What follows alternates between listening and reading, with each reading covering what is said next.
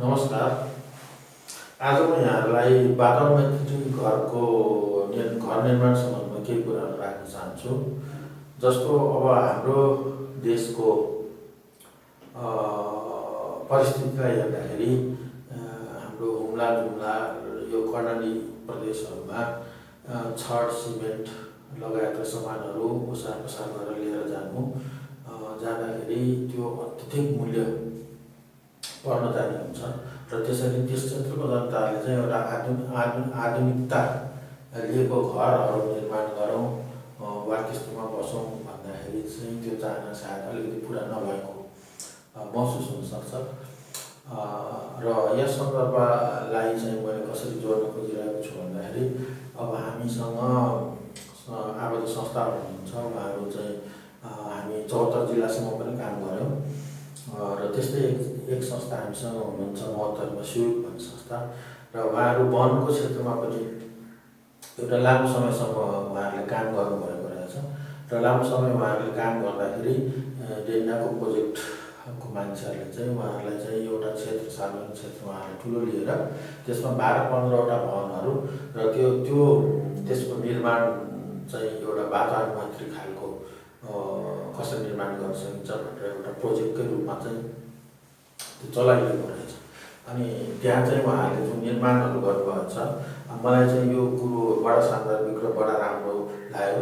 जस्तो प्लास्टर आदि इत्यादि पनि माटोकै गरेर तर रङ्गो एकदमै धेरै राम्रो खालको गर्दाखेरि हामीलाई चाहिँ एउटा विकट क्षेत्रमा पनि त्यस किसिमको निर्माणहरूले काम दिने, साथै चाहिँ हाम्रो चाहिँ तराईका जिल्लामा पनि त्यो धेरै राम्रो वातावरणकृत हुने यस्तो खालको म एउटा आफू पनि इन्जिनियर भएको हुँदा मैले चाहिँ यो कुरोहरू चाहिँ महसुस गरेँ।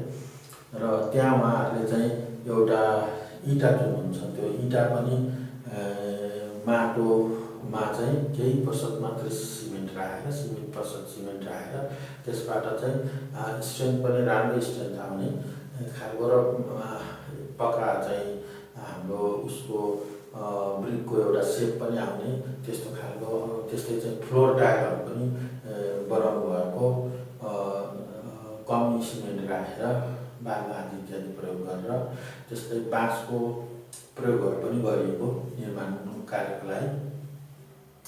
र त्यस्तै गरेर चाहिँ जस्तो दाउराको रूपमा प्रयोग हुने त्यस्तो काठहरू आदि इत्यादिमा चाहिँ अलिकति सग्लो राम्रो काठहरू मिसाएर चाहिँ त्यो र यो उहाँहरूले उत्पादन गर्नुको इँटा यस्तो खालको स्थानीय प्रविधिहरू प्रयोग गरेर धेरै राम्रो भवनहरू उहाँहरूले बनाउनु भएको छ। र आज 10-12 वर्ष बितिसक्दा पनि एउटा तालिम केन्द्रको रूपमा अथवा रिसोर्स सेन्टरको रूपमा त्यो स्थान अहिले पनि चहल पहलमा छ र त्यहाँको वातावरण पनि धेरै सेरिन एउटा चाहिँ आध्यात्मिकता लिएको खालको देखिन्छ।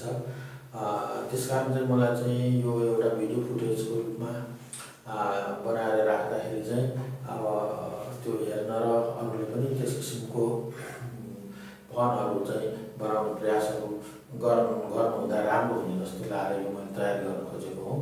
त्यस्तै एकपटक हाम्रो कार्यालयमा अमेरिकाको डेलिगेट्सहरू सहित चाहिँ एउटा समूहहरू आउनुभएको थियो। उहाँहरूले चाहिँ यो भट्टामा बच्चाहरूलाई चाहिँ प्रयोग बढी गरिने इँटा भट्टामा हुँदाखेरि चाहिँ त्यस विषयमा चाहिँ अब बच्चाहरूलाई चाहिँ प्रयोग नगर्नु भन्ने त्यस्तो प्रोजेक्टहरू उहाँले देखाउनु भयो। र अर्को हिसाबले हेर्दाखेरि चाहिँ इँटा भट्टाहरूमा चाहिँ हामीले चाहिँ अब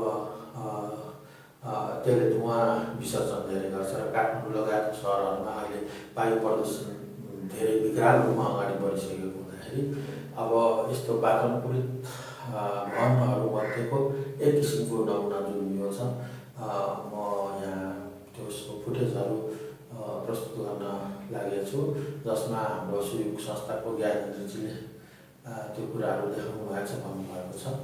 र यसलाई पटक यहाँले पनि हेर्नुहोस् र अलिकति यसलाई प्रचार प्रसार पनि दिन सहयोग गरिदिनुहोस् भन्ने मेरो आग्रह छ। हस् त, धन्यवाद, नमस्कार। इटा ब्लक चाहिँ कसरी बनाएको छ यो अलि बताउनु। यसमा 40% बालुवा, हजुर 50% माटो र 7 देखि 10% मात्रै सिमेन्ट हालेर गरिएको छ र यसलाई 7 दिनसम्म हामी क्युरिङ गरिया छौँ र यो हेर्दाखेरि इँटाको चाहिँ यो इँटा भन्दा पनि बलियो यो ब्रिक्स छ। यो यसरी हेर्दाखेरि एकदम बलियो देखिन्छ र यो एकदम यसको लगभग आयु पनि धेरै चाहिँ हुन्छ। अनि त्यो पोलेको इँटा र यसको यो दुईटामा चाहिँ मतलब कति महँगो सस्तो के छ? पोलेको इँटा हेर्दाखेरि अहिले चाहिँ 14 रुपियाँ पर्छ पर पिस। यसको हेर्दाखेरि 9 देखि 10 रुपियाँ पर्छ। अनि सस्तो, यो इँटा नै सस्तो हुन्छ पोलेको इँटा भन्दा। अनि यसको बाहिर फिनिसिङ कसरी गर्नुहुन्छ अब?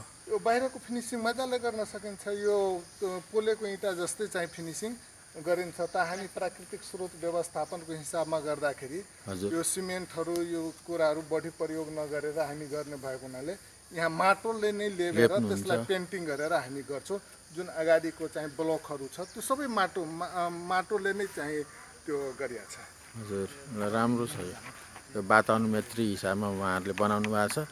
सबै सामानहरू उहाँहरूले यहीँ नै तयार गराउनु भएको छ। यो ब्लक बनाउने सायद उहाँको फ्याक्ट्री होला यो चाहिँ, होइन? ब्लक फ्याक्ट्री यो हामी ट्रायल गरेको। हजुर यसमा के ट्रायल गऱ्यौँ कि कम भन्दा कम त्यो गरौँ त यसमा 1.5% मात्रै हामी सिमेन्ट राख्यौँ अनि माटो र बालुवाको चाहिँ पुरै गर्यो। तर बर्सातमा हेर्दाखेरि बर्सातमा जाँदाखेरि 1.5%मा जाँदो रहेछ। यो हुँदैन। यसमा चाहिँ भाइब्रेट गरेको हजुर इलेक्ट्रिकल भाइब्रेट हुन्छ। भाइब्रेट गरिसकेपछि फर्मा यहाँ यो छ, फर्मा राखेर यसमा बनाएर त्यो बनाइसकेपछि त्यो फर्मामा राखिसकेपछि त्यो साइडमा आउँछ प्लास्टिकमा। यो ठुलो चाहिँ के हो? यो ठुलो हजुर यो ठुलो चाहिँ यो त्यो के भन्छ फर्मा छ त्यसको टाइल्सको रुफ टाइलको फर्मा त्यो। यो चाहिँ फ्लोर टाइल हो। टाइल्सको यसमा मिक्सचर चाहिँ के छ भन्नु त? सिमेन्ट, बालुवा र चिप्स गिट्टी सानो। ए कति पर्छ त? चिल्लो पनि छ त यो त? होइन त्यतिकै गर्दाखेरि त्यो भाइब्रेसन हुँदाखेरि एउटा बनाइरहेको हेर्न पाए हुन्थ्यो। बनाउन सक्ला।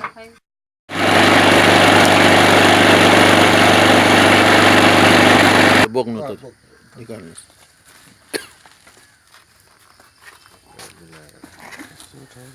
अनि फर्मा आफै सेप लिन्छ कि यस्तो हुन्छ।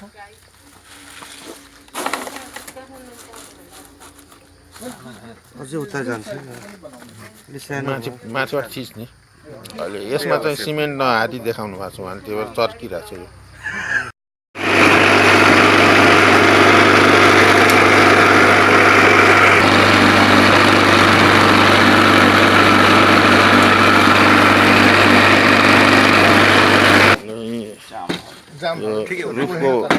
रुफ टाइल बनाउनु त्यो प्लास्टिक राख्नुहुन्छ। यो साँचोले माटोलाई भाइब्रेट गराएपछि काट्नुहुन्छ। त्यसपछि चाहिँ यो प्लास्टिकको माउलमा यहाँ राखेर सेप लगाउनुहुन्छ। यो चाङ सबैमा तयारी त्यो छ।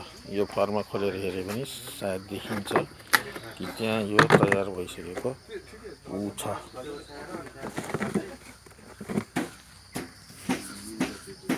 उहाँहरूको रुफ टाइल छ र उहाँहरूले चाहिँ यसरी यसलाई पुरा क्युरिङ गर्नुहुन्छ। अनि क्युरिङ गरेर यसरी सबै ब्लकहरू टाइलहरू चाहिँ तयारी हुन्छ र यसरी चाहिँ वातावरण मैत्री गरेर बनाउनुहुन्छ। यो सुयुग संस्थाको छ र यो चाहिँ अब सार्वजनिक जग्गा चाहिँ उहाँहरूलाई प्रयोगमा दिइरहेछ। उहाँहरूले थुप्रै वनको प्रोजेक्टहरू डेन्डा केयरसँग पनि काम गर्नुभएको छ र त्यसै क्रममा चाहिँ त्यो भवनहरू उनीहरूको पनि प्राविधिक सहयोगमा बनाइएको भन्ने कुरा चाहिँ यहाँ बुझियो। अब उहाँले हामीलाई चाहिँ एउटा यो ब्लक कसरी बन्छ भन्ने कुरा चाहिँ एउटा डेमोन्स्ट्रेसन देखाउन खोजिरहनु भएको छ।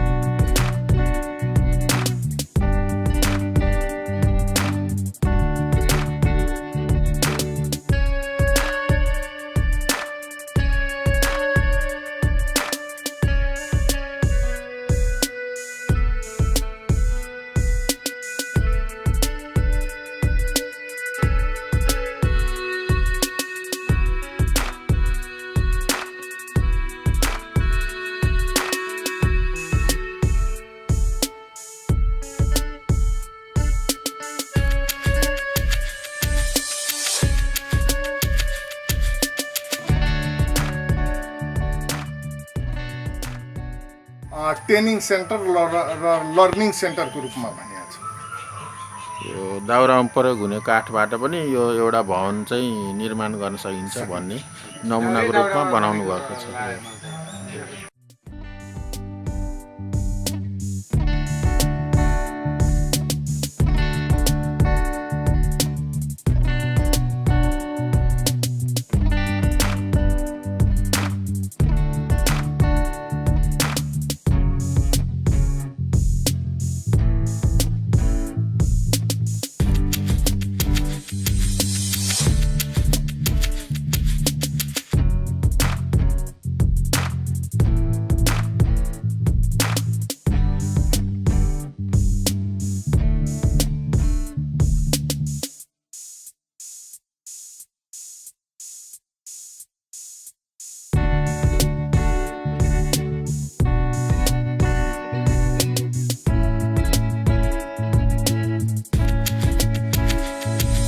क्यान्टिन छ होइन, क्यान्टिन पनि उहाँहरूले चाहिँ अब यस्तै ढाँचामा राम्रोसँग